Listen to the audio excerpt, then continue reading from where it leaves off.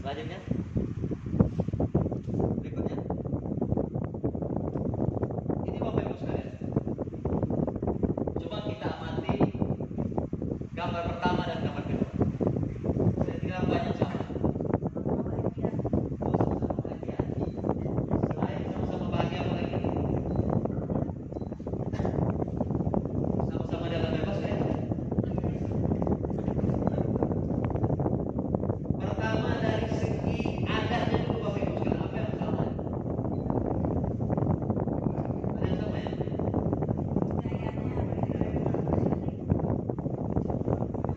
Dari segi adat istiadat dulu apa yang sama ya? Pakaian sama ya? Dari segi warna kulit apa yang sama?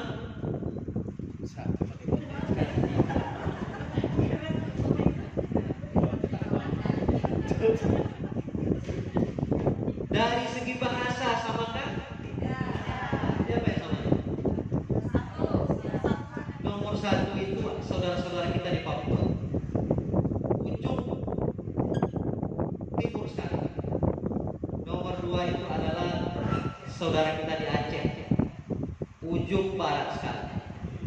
Ini kampungnya Bu Salsa. Oh gitu.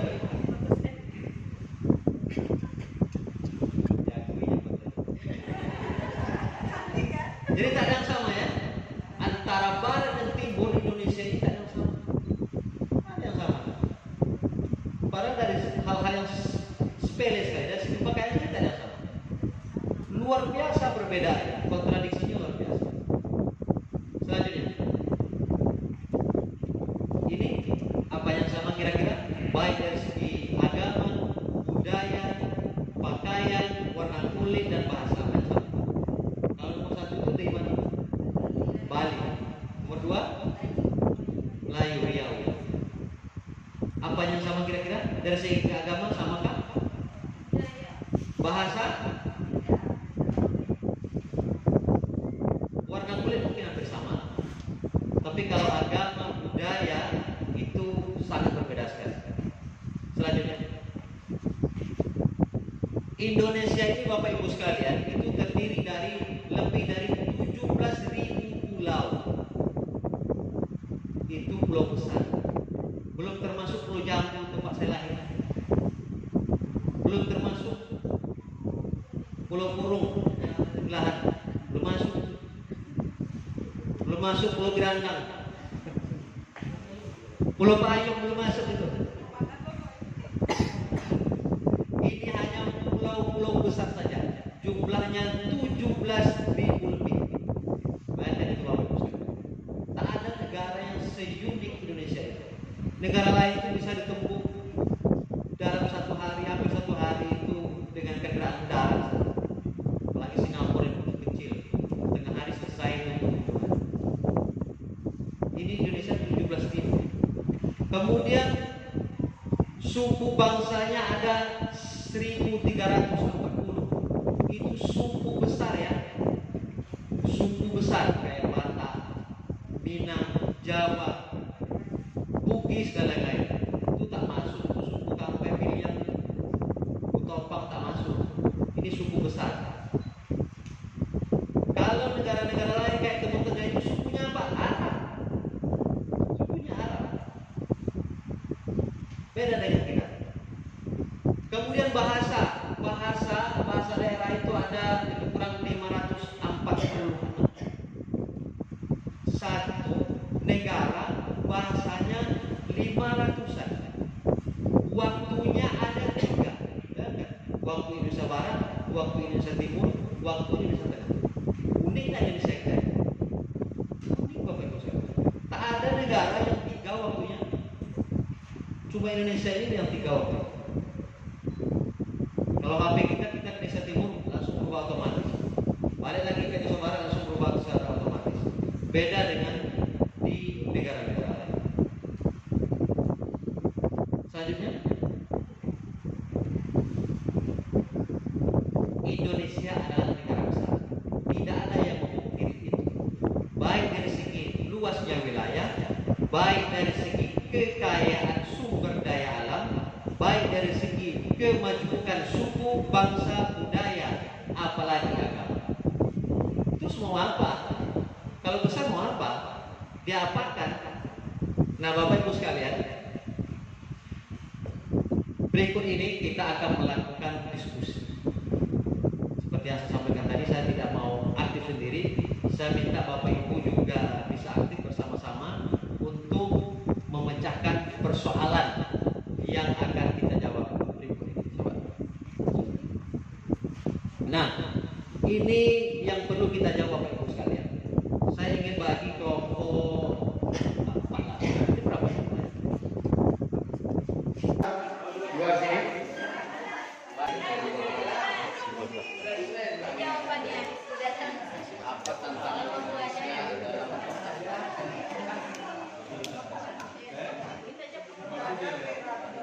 Jadi Bapak Ibu semua silakan, ini pertanyaan ada dua, silakan dijawab di kertas yang telah kita bagikan menggunakan spidol. Silakan per kelompok berdiskusi untuk menjawab pertanyaan yang telah kita bagikan.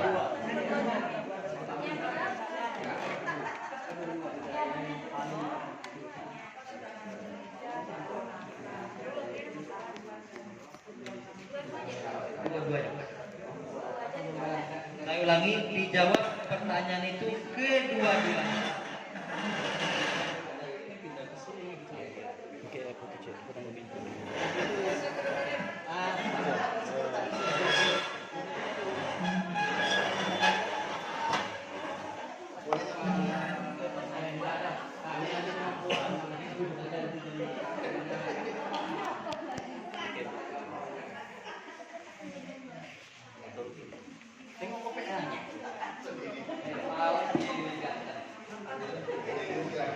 Minum lo Pak Iya.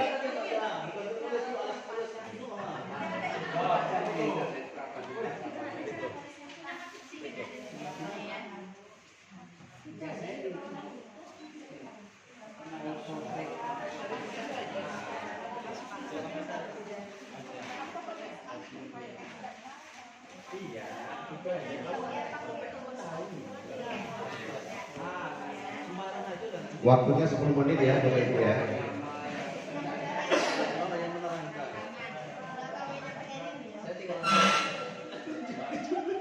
Biar cepat soalnya tuh saya tulis jawabannya aja. Kita mulai dari kelompok satu dulu lah. Siapa jubirnya silakan.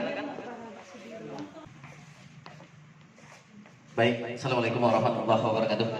Kami perwakilan dari kelompok 1. Sebenarnya yang mau presentasi Pak Eri, Pak Eri agak malu. Ada dua pertanyaan yang sudah diberikan oleh narasumber. Yang pertama, apa tantangan Indonesia dalam mempertahankan kebersatuan dalam keberagaman? Ketika kita cerita tentang keberagaman, tentu kita menyangkut tentang tradisi ataupun macam-macam apa yang dilakukan oleh masyarakat Indonesia. Pertanyaannya, apa tantangan Indonesia dalam mempertahankan?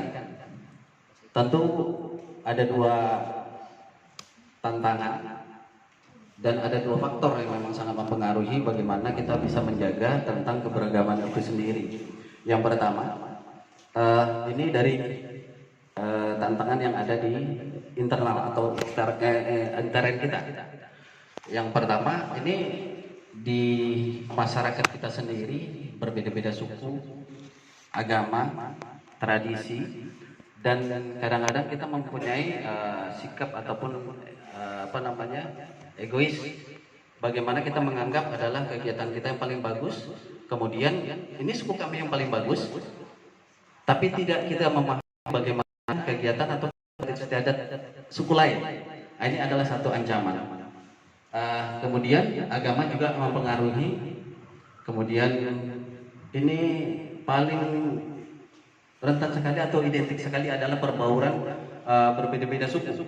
Contoh di Riau, ini sukunya Melayu. Yang terkenal mungkin Melayu, kalau di Kampar itu adalah suku, banyak macam-macam suku-suku. Ocu, ya. Tapi karena berbaurnya masyarakat yang ada di Indonesia ini, suku Jawa masuk, suku Batak masuk, akhirnya apa?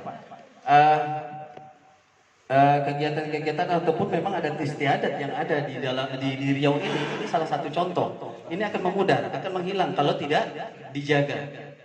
Inilah keberagaman yang memang harus dijaga oleh negara kita, termasuk kita adalah rakyat dalam sama harus menjaga ini.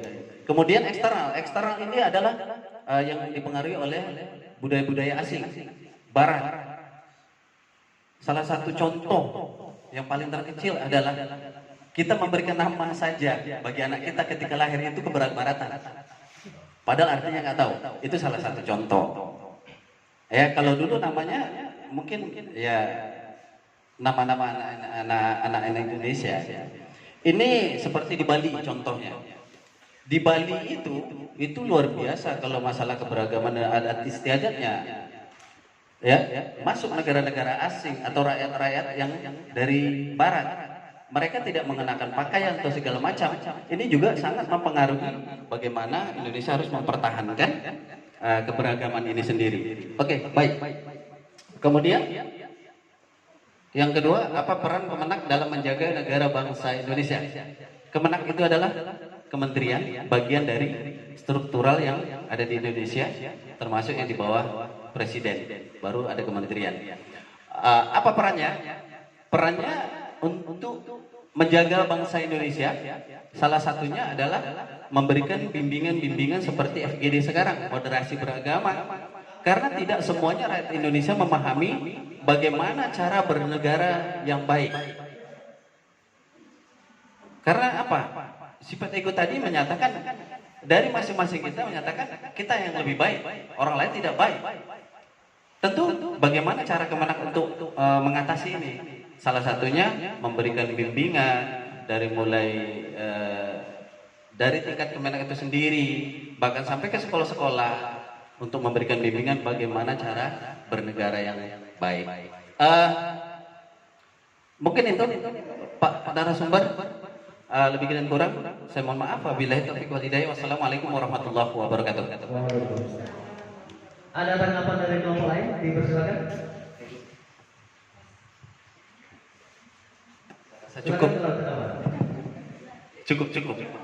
Paham lah semua. Kalau enggak nanti saya balas.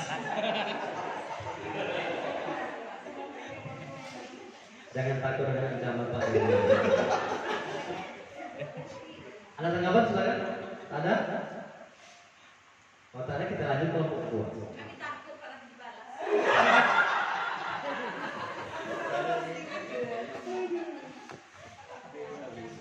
Terjadi perencanaan di kelompok pertama. Taruhnya apa nih? Kalau tidak kita lanjut kelompok kedua. Silakan jubir kelompok kedua.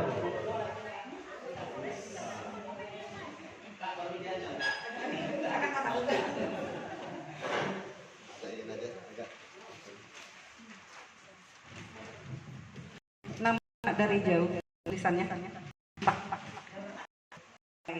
Bismillahirrahmanirrahim. Assalamualaikum warahmatullahi wabarakatuh. Kami perwakilan dari kelompok 2, hasil rembung kami bersama, inilah jawaban yang dapat kami sampaikan. Betul lebih dan kurang nanti kita mohonkan pada narasumber yang akan lebih detail lagi membenarkannya gitu lah. Berdasarkan bah Google.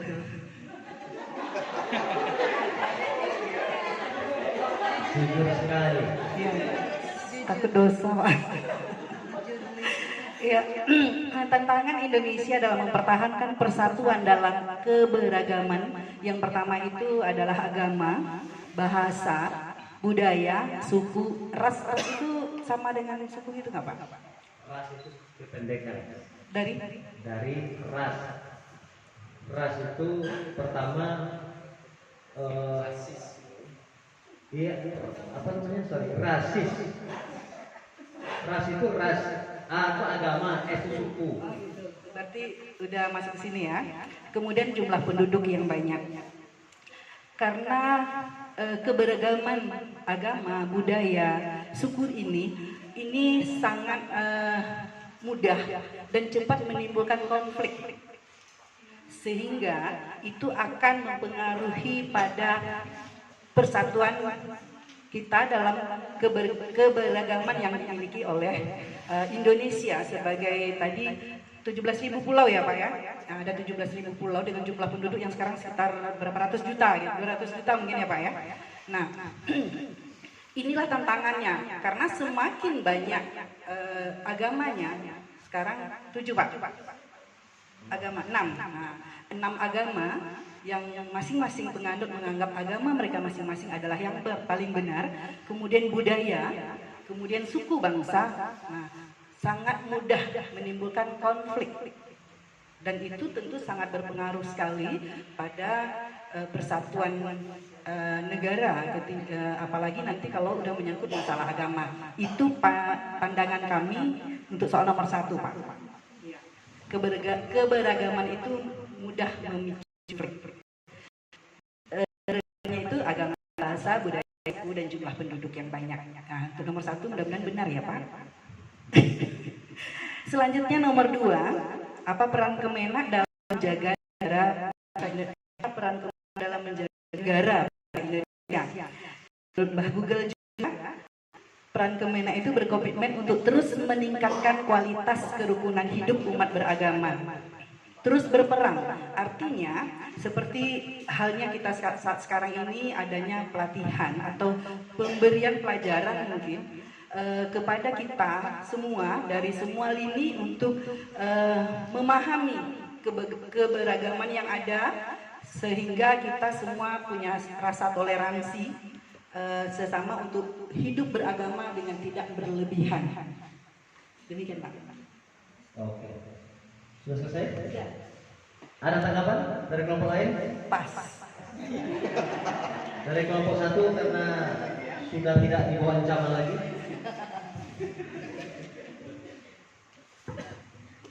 Ini apa sudah ada konspirasi untuk tidak saling menanggapi? Mengingat waktu masalahnya Pak. Menanggapi hitam dan waktu. Ditutup ya Pak. Terima kasih atas segala perhatiannya. Assalamualaikum warahmatullahi wabarakatuh. Lanjut kelompok 3. Bismillahirrahmanirrahim. Assalamualaikum warahmatullahi wabarakatuh. Kami mewakili dari kelompok 3. Di sini dapat menyimpulkan dari pertanyaan. Bang, lah nampak kami Bang. Tutup Pada prinsipnya jawaban kami ini hampir sama dengan kelompok 1 dan kelompok 2. Cuma ini adalah tanggung jawab kami dari Bapak narasumber untuk memberikan tugas kepada kelompok 3, dan insya Allah akan kami bacakan. Jelaskan Pak. Ya, yang pertama ini, apa tantangan Indonesia dalam mempertahankan kebersatuan dalam keberagaman? Setelah kami diskusi bersama, itu jawabannya adalah sama kelompok 1 dan kelompok 2. Itu salah satunya adalah banyak suku, budaya, dan ras, luas wilayah, dan agama yang berbeda. Lanjut ke soal nomor 2, apa peran Kemenak dalam menjaga negara bangsa Indonesia? Ya, kembali lagi sama. Bisa Bang. Hampir-hampir mirip Pak narasumber. Salah satunya adalah mensosialisasikan dalam moderasi beragama, khususnya tentang wawasan kebangsaan. Selanjutnya membangun kemitraan yang harmonis antara umat beragama. Mungkin hanya ini yang kami sampaikan dari kelompok 3 Pak. Terima kasih. Cepat amat. Tidak ada honor. Silakan ditanggapi. Langsung panitia. Karena penjelasannya singkat, maka untuk menanggapi waktunya banyak. Silakan. Ada tanggapan? Ini betul-betul ada konspirasi untuk tidak saling menanggapi. Sama-sama ngopi di Google semua. Silakan kelompok terakhir, kelompok 4. Kelompok ompek mana Bang? Ini Bang.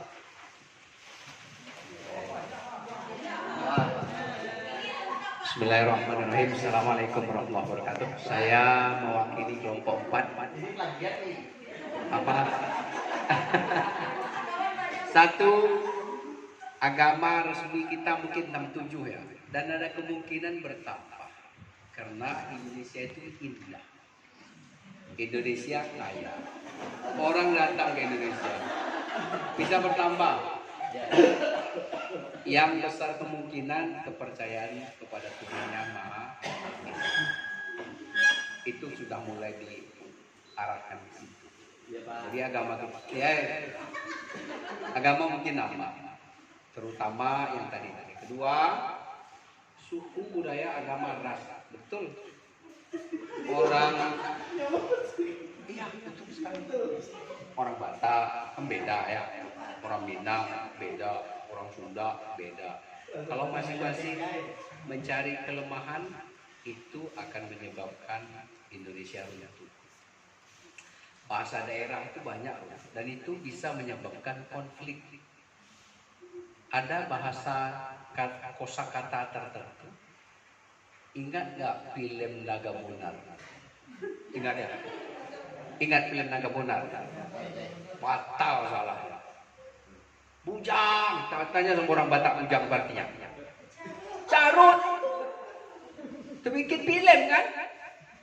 Bujang, kata Naga Bonar. Awak yang ngerti Tuhan ya Allah. Kok itu? Tak riset dulu bahasa. Itu ya, menjaga kemajemukan rasa persatuan merupakan kekayaan kekuatan bangsa Indonesia. Yang terakhir ini yang nomor 5. Ya saya sebenarnya malas ngasih tahu. Toleransi itu kebablasan. Itu ada yang bilang mitra. Jadi kalau mitra, awak natal orang tua awak ikut hilang ke bangku. Assalamualaikum itu. Kok kemitraan yang kita bina? Bukan. Lakum dinukum waliyadin. Udah. Agamamu, agamaku. Jadi solusi. Iya kan? Nah, saya mengikuti debat lintas agama karena saya syariah. Kita menggunakan bahasa. Apa memang Allah ditulis di dalam Alkitab? Coba. Ternyata dibikin lagi. Keberagaman itu harus semua pihak. Jangan umat Islam aja. Dari mana kata Allah jadi Tuhan mereka? Coba dari mana? Padahal itu kan Theos. Bahasa aslinya. Kalau bakal Yahudi Elohim. Kok gunain Allah? Kok gunain Rasul?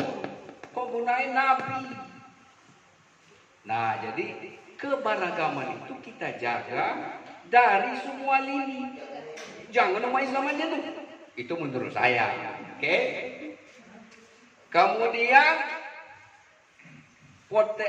fungsi Kemenak meningkatkan pengamalan agama sesuai dengan pasal 29 Undang-Undang Dasar 1945. Menjaga. Ya. Hah? Bukan meningkatkan, tapi menjaga.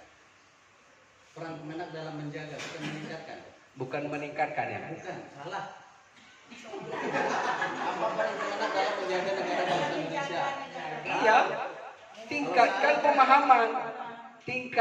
pemahaman untuk menjaga, yo tingkatkan pemahaman. Maku ado WIN, ado MTS, ado PGA, meningkatkan pemahaman kan, dan pengamalan ajaran agama, memanfaatkan kerukunan intra dan menyediakan pelayanan, meningkatkan akses, Jadi poin kami adalah salah satunya adalah ini toleransi ada bablas banyak yang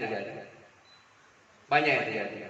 Yang kedua, yang disebut toleransi beragama itu di semua pihak. Kalau sekarang kebanyakan ke agama Islam. Kebanyakan itu kan pemahaman saya mungkin salah, mungkin saya ilmiah. Tapi dari segi bahasa boleh diperhatikan. Siapa yang belajar bahasa Ibrani, siapa yang belajar apa, agama Kristen tidak ada kata Allah di dalam kitab. Tetapi kenapa di dalam Bible Indonesia ada kata Allah, ada kata Rasul.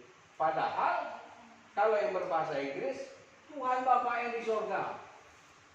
Kepikir nggak kita itu mengganggu toleransi? Assalamualaikum.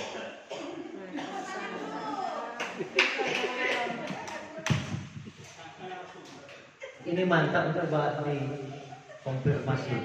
Silakan kalau ada yang mau menanggapi, silakan.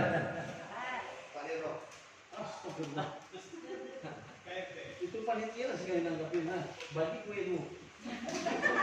Ada tanggapan dari keseluruhan dari kelompok manapun, silakan. Untuk kelompok terakhir ini. Kayak masih konspirasi. Sepakat untuk membisu untuk menanggapi dari presentator sebelumnya. Bapak Ibu yang saya hormati, pertanyaan pertama, apa tantangan Indonesia dalam mempertahankan kebersatuan dalam keberagaman? Tantangannya adalah keberagaman itu sendiri. Seperti yang disampaikan tadi oleh para presentator, yang pertama itu karena berbeda, baik itu dari segi agama. Sekarang yang dianggap agama resmi di Indonesia itu ada 6. Dulu 5, nambah 1. Mungkin nanti bisa nambah lagi. Karena aliran kepercayaan itu sudah dianggap. Karena masih ada kelompok-kelompok tertentu yang masih memperjuangkan agama itu untuk bisa diakui di negara. Jadi bisa ditulis di KTP. Masih ada kemungkinan untuk bertambah.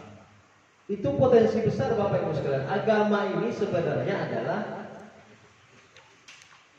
suci. Agama, tidak agama kacau, agama tak kacau. Tapi kadangkala gara-gara agama ini kita menjadi kacau balau. Kita menjadi pecah belah. Baru habis ngaji kita langsung pecah belah dengan saudara-saudara kita, dengan tetangga kita, dengan jamaah yang lain dan sebagainya. Padahal tujuan agama itu adalah menentramkan. Agama itu menentramkan. Kalau ada agama yang mengajarkan kegelisahan, nah ini perlu dipertanyakan. Masa agama menggelisahkan? Masa agama memprovokasi? Setelah belajar agama kita menjadi beringas. Itu ada yang salah Bapak Ibu sekalian. Maka ketika agama ini, perbedaan agama ini potensi besar untuk terpecah belah. Kalau negara lain kira-kira apa agamanya? Paling mayoritas ya Kristen, ya paling mayoritas Kristen aja, tak ada yang lain-lain. Kalau di Arab misalnya ya mayoritas Islam, minoritas itu Kristen, Ortodoks misalnya dan sebagainya. Tapi Indonesia ini memilih, itu dari segi agama. Yang kedua dari segi suku tadi, suku besar. Makanya kita hati-hati sekarang dalam menggunakan medsos itu. Kadang-kadang kita merendahkan suku yang satu dengan suku yang lain. Oh suku itu jangan nikah dengan suku itu karena ini. Itu bahaya itu. Makanya ada undang-undang ITE. Semua yang kita upload itu harus bisa kita pertanggungjawabkan. Jangan hoax, jangan fitnah, jangan merendahkan suku ataupun agama lain. Itu guna undang-undang itu untuk diundangkan supaya tidak terjadi perpecahan yang disebabkan oleh suku ataupun agama. Kan ada seperti itu kan, merendahkan suku yang satu dengan suku yang lain. Jangan nikah dengan itu ya. Pakai warisan pula itu. Tanyakan ya, jangan nikah dengan itu. Nanti karakternya gini-gini. Tak boleh. Karena karakteristik itu tergantung personnya, bukan suku. Kemudian apa lagi yang berbeda? Budaya. Seperti yang saya tampilkan tadi. Antara Aceh dengan Papua itu tidak ada satupun yang sama. Papua itu terbuka, hanya menutup yang wajib saja. Yang sunnah tak ditutup. Sedangkan Aceh itu pada umumnya tertutup. Itu dari segi budaya, dari segi pakaian. Apalagi agama. Agama itu lebih jauh lagi berbeda. Ini merupakan potensi yang sangat besar untuk bubarnya Indonesia. Kalau kita tidak bisa memanage perbedaan ini dengan sebaik-baiknya. Tetapi kalau kita bisa memanage perbedaan ini dengan sebaik-baiknya, maka ini merupakan potensi yang besar juga. Negara kita dianggap negara besar yang luar biasa bisa mengelola keberagaman. Jadi itu yang pertama Bapak Ibu sekalian. Jawaban dari pertanyaan pertama. Karena perbedaan agama, suku, budaya, bahasa dan lain-lain sebagainya. Karena Indonesia sekali lagi sangat berbeda dengan negara-negara lain yang ada di dunia. Dulu ada cerita teman saya ketika naik haji itu, ada seorang nenek-nenek mau beli sesuatu dengan penjualnya orang Arab, tapi dengan bahasa kampungnya. Otomatis penjual tak paham.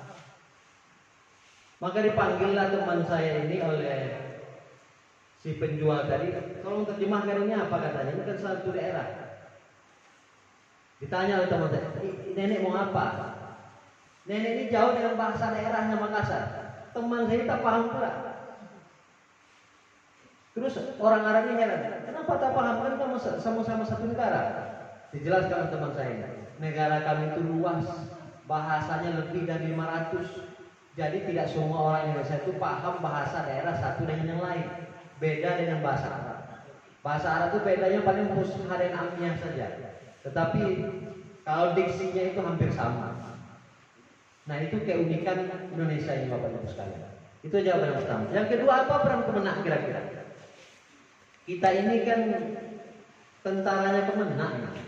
Kemenak itu punya lebih kurang 7.000-an tentara, mulai dari dosennya, rektornya, kemudian kepala sekolahnya, Kemenaknya dan sebagainya. Ini merupakan peran Kemenak dalam menjaga negara bangsa Indonesia ini supaya utuh, supaya tak bubar. Gimana caranya? Ya diantaranya mengadakan FGD seperti ini. Intinya Kemenak itu tidak ingin kita ini mempertentangkan antara agama dengan negara. Kita ini ribut karena agama dan menyebabkan perpecahan terhadap negara. Maka ketika itu negara berkepentingan untuk mengaborsi itu. Ketika ada potensi-potensi yang ada di bawah ini, gerakan-gerakan yang dianggap mengancam keselamatan bangsa, yang dianggap itu bisa mengakibatkan bubarnya bangsa Indonesia yang notabene pluralis ini, maka negara berkewajiban di situ untuk hadir. Supaya tidak terjadi sampai ke situ, maka diadakan diskusi-diskusi seperti ini, tukar pikiran, FGD dan lain-lain sebagainya. Ada orang yang setiap hari membenturkan agama dengan negara. Dia selalu mencaci maki negara, di mana negara ini tempat ia lahir, tempat ia hidup, tempat ia makan dan mencari makan. Tapi tiap hari dia ludahi sumur di mana air sumur itu digunakan untuk. Jadi peran Kemenak itu Bapak Ibu sekalian itu intinya, jangan ada pihak-pihak, person-person, institusi tertentu yang membenturkan antara agama dengan negara. Apa contohnya Bapak Ibu sekalian? Seperti ada saya dengar tadi, ada sekolah-sekolah tertentu yang tidak membolehkan untuk upacara bendera, karena katanya untuk hormat pada simbol negara yang dalam bentuk bendera itu merupakan lambang kemusyrikan. Apa iya ya? Hormat seperti itu merupakan bentuk kemusyrikan. Ketauhidan kita itu luntur hanya karena hormat. Kan bukan menyembah. Hormat itu beda dengan menyembah. Tetapi ada memang sekolah-sekolah tertentu yang melarang. Saya pun tahu itu. Tidak boleh menyanyikan lagu-lagu nasionalisme, Indonesia Raya, Padanan Negeri dan lain sebagainya. Ada itu. Maka Bapak Ibu sekalian, hati-hati juga ketika memilih institusi pendidikan untuk anak kita. Jangan sampai institusi tempat melanjutkan pendidikan anak kita itu yang terpapar dengan bahasanya terpapar radikalisme. Inilah sebenarnya yang dikategorikan radikalisme. Dia berupaya mempertentangkan agama dengan negara. Kemudian apa lagi misalnya? Ada yang mempertentangkan antara Pancasila dan Al-Quran misalnya. Ada yang menganggap Pancasila itu sebagai tauhid misalnya. Tauhid itu apa? Berhala. Yang tak boleh ditaati, yang tak boleh dipatuhi. Dia mencoba mempertentangkan antara Pancasila dengan rukun Islam misalnya. Ada yang tanya, coba baca Pancasila. Saya Pancasila tak hafal, yang hafal hanya rukun Islam. Ada yang seperti itu Bapak Ibu sekalian. Maka itulah peran Kemenak itu. Intinya sekali lagi adalah supaya tidak ada yang mempertentangkan antara agama dan negara. Agama dan negara itu bisa saling berjalan seiringan. Kita selain menjadi muslim yang baik, kita juga bisa menjadi warga negara yang baik. Kadang-kadang ada orang Bapak Ibu sekalian yang hanya bisa menjadi muslim yang baik, tapi tak bisa menjadi warga negara yang baik. Dia menjadi muslim yang baik, tak mau bayar pajak. Dia hanya mau bayar zakat. Bayar zakat mau dia, tapi bayar pajak tak mau. Katanya pajak itu bentuk pungli negara terhadap rakyatnya, tak boleh ditaati itu. Bahkan ketika ada yang nanya dari pegawai pajak misalnya disuruh resign, oknumnya iya salah seperti itu. Tapi ketika negara mengut pajak itu tidak salah. Ini mungkin dibahas dalam kesempatan yang lebih lebih intensif. Tapi ada juga orang yang menjadi warga negara baik tapi tidak menjadi muslim yang baik. Dia mau bayar pajak tapi tak mau bayar zakat. Ada juga seperti itu. Jadi kedua-duanya melekat dalam diri kita sebagai muslim yang baik dan juga sebagai warga negara yang baik. Jadi Bapak Ibu sekalian, Pancasila itu tak perlu dipertentangkan dengan Islam. Karena substansi, ruh, spirit dari Pancasila itu sebenarnya Islami sekali. Coba kita telah satu-satu apa yang bertentangan dengan nilai-nilai agama. Yang pertama, ketuhanan yang Maha Esa. Itu kan kita diajarkan untuk bertuhan. Maha Esa lagi. Tauhid kan bahasa agamanya. Esa itu tauhid. Yang kedua apa? Kita diajarkan menghormati kemanusiaan. Apakah kemanusiaan itu bertentangan dengan Islam? Tidak. Islam itu sangat menjunjung tinggi nilai-nilai kemanusiaan. Orang yang tidak peduli saja dengan tetangganya, itu kata Nabi, wallahi la yu'minu, itu tidak ada beriman. Kurang apa lagi itu? Ruh ataupun spirit dari sila kedua. Yang ketiga persatuan. Persatuan kan juga perintah agama ya. Bahkan kita dikecam kalau kita suka berpecah belah, suka nyari keributan, itu dikecam itu oleh agama. Rahmat itu tak turun kalau umatnya terpecah belah. Yang keempat, musyawarah. Kerakyatan yang dipimpin oleh hikmat kebijaksanaan dalam permusyawarah. Musyawarah itu kan perintah dari agama. Wasyawirhum fil amr. Yang kelima, keadilan sosial. Ada juga dari ruh ataupun ajaran dari Islam itu sendiri. Jadi tidak ada satupun klausul Pancasila itu yang bertentangan dengan nilai-nilai Islam. Atau kalau sesungguhnya Pancasila itu sangat Islami sekali. Walaupun tidak letter-like diambil dari Islam, tapi ruhnya, spiritnya itu sangat Islami sekali. Oleh sebab itu tidak perlu dipertentangkan antara Pancasila dengan Islam, agama yang kita anut. Kemudian Pancasila itu Bapak Ibu sekalian, nilai-nilai Pancasila itulah yang bisa merekat keberagamaan yang saya sampaikan tadi. Antara Papua dengan Aceh tak ada yang sama. Antara Bali dengan Riau itu tak ada yang sama. Terus apa yang bisa menyamakan Indonesia ini?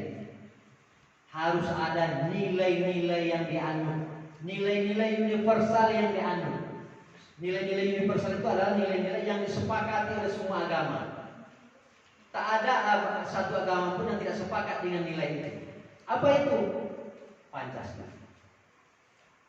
Kalau seandainya negara ini didasarkan kepada salah satu ajaran agama saja, bisa kita bayangkan, Indonesia Timur pasti menolak. Karena dia tidak ingin Islam menjadi dasar negara di negara yang pluralistik ini. Tetapi founding fathers kita, pendiri bangsa ini sangat menyadari itu, bahwa Indonesia ini tak bisa didasarkan kepada satu ajaran agama tertentu, tetapi harus ada nilai. Nilai apa itu? Nilai-nilai Pancasila. Jadi itu sudah sangat disadari oleh pendiri bangsa kita, Bapak Ibu sekalian. Oleh sebab itu, peran Kemenak dalam hal ini adalah supaya kita sebagai muslim ini dan juga penganut agama yang lain, ini kan Kemenak, bukan Kemenak Islam. Jadi seluruh agama itu di bawah Kemenak, dan juga ada semacam FGD Moderasi Beragama. Kadang-kadang kita curiga juga, kenapa Islam aja yang ada FGD Moderasi Beragama ini? Apakah Islam aja yang mau yang menikah? Tidak, Bapak Ibu sekalian. Semua agama itu ada dilaksanakan kegiatan-kegiatan seperti ini. Dan saya pun pernah mengatakan sebagai narasumber dalam kegiatan itu semuanya campur, semua agama di situ ada. Jadi jangan curiga Bapak Ibu sekalian, hanya ini kadang-kadang ada kecurigaan juga. Masa Islam terus yang dibukin? Apakah karena kita mayoritas dianggap tirani mayoritas? Tidak, Bapak Ibu sekalian. Karena kita yang mayoritas ini diharapkan sebagai penyambung lidah, bagaimana kita bisa beragama secara mudah. Dalam konteks ini adalah kita tidak mempertentangkan antara agama dengan negara. Kita bisa menjadi muslim yang baik sekaligus bisa menjadi warga negara yang baik. Bapak Ibu yang saya hormati,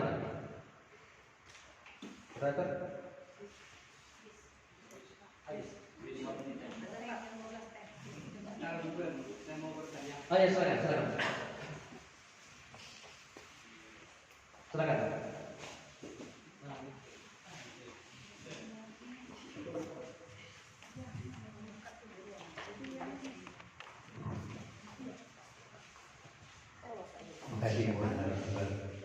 Saya kurang membaca, terlalu lama kalau baca. Kalau negara itu masih sedikit, bangsa Indonesia. Kalau digabung dengan negara bangsa Indonesia, negara yang sehat, negara bangsa Indonesia. Kurang itu saja. Terima kasih. Itu yang saya dari. Negara bangsa itu biasanya dipersuskan dengan negara agama atau negara bangsa. Kalau negara bangsa dalam artian yang masuk di sini adalah negara yang tidak didasarkan kepada nilai-nilai agama tertentu. Ada statement yang menurut saya bagus dari Pak Profesor Komarudin Hidayat, katanya begini: Indonesia ini memang sudah berhasil terbentuk sebagai negara, tapi belum sebagai bangsa. Jadi artian sebagai negara adalah kita ini disatukan oleh nilai-nilai yang kita anut, yaitu yang dipersatukan oleh Pancasila tadi.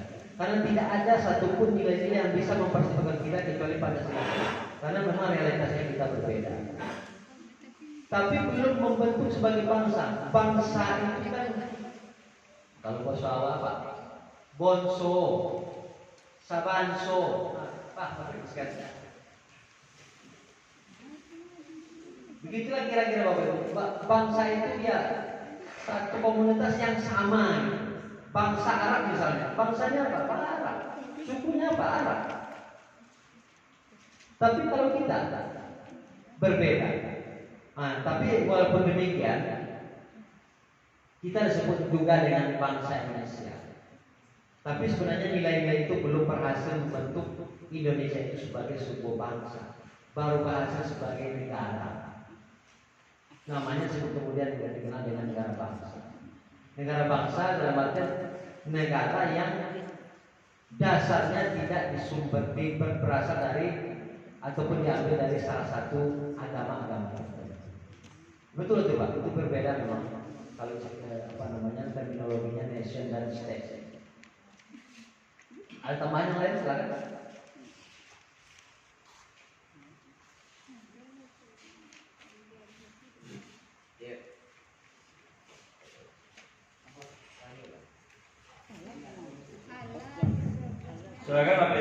ada yang bertanya karena mengingat waktu juga, mungkin kita ada 3 menit lagi.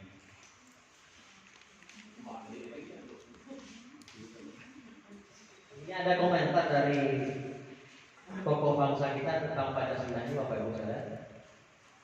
Ini saya kutip dari Gus Dur nih. Pancasila adalah dasar negara yang mempertemukan paham nasionalisme dan agamis,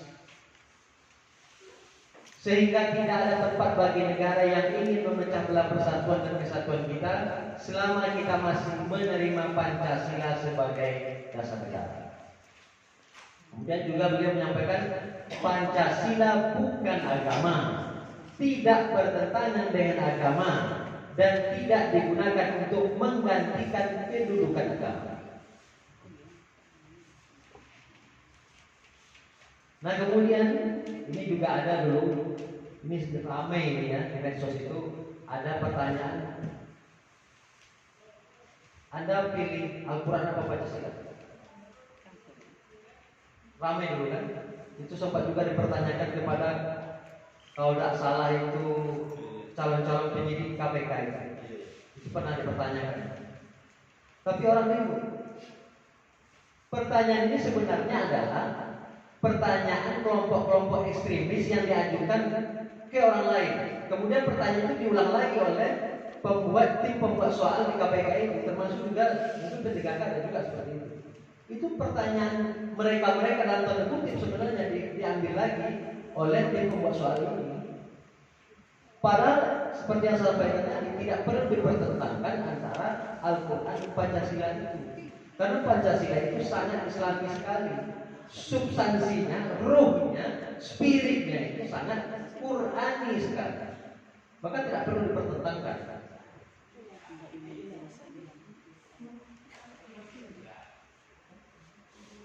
Kalau kita tinjau secara sepintas pada Pancasila itu kira-kira itu adalah ijtihad pipinya Bapak Ibu sekalian. Banyak pertanyaannya, waktu sudah habis. Intinya Bapak Ibu sekalian, sekali lagi penegasan dari wawasan kebangsaan ini sebenarnya ada satu hak ini, jati diri ASN Kemenak ini sambungannya. Kita ini adalah agen-agen Kementerian Agama dalam menyuarakan bagaimana beragama secara moderat. Secara sederhana, moderat beragama itu tidak lain dan tidak bukan adalah dalam konteks ini jangan mempertentangkan agama dan negara. Karena dua-duanya bisa saling berjalan seiringan. Kita menjadi muslim yang baik sekaligus bisa menjadi citizenship yang baik. Itu intinya Bapak Ibu sekalian. Mungkin ini yang bisa saya sampaikan. Terima kasih atas segala perhatian dan saya mohon maaf atas segala kekurangan dan kesilapan. Akhirul kalam, wassalamualaikum warahmatullahi wabarakatuh. Selanjutnya saya serahkan ke moderator.